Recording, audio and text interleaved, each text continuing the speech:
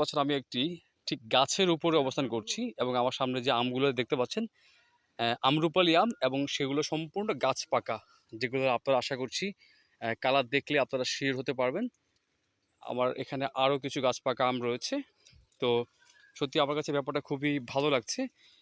এই ব্যাপারটা আসলে সবসময় পাওয়া যায় না, যে গাছ পাকা আম গাছে পেকে আছে সেটা আমি নিজে হাতে ছিঁড়বো, এমনকি আমি গাছে বসেই খাবো সে আমটা। দেখতে পাচ্ছেন যে আসলে আমের যে বোটা রয়েছে এখান দিয়ে এখনও কষ বের হচ্ছে।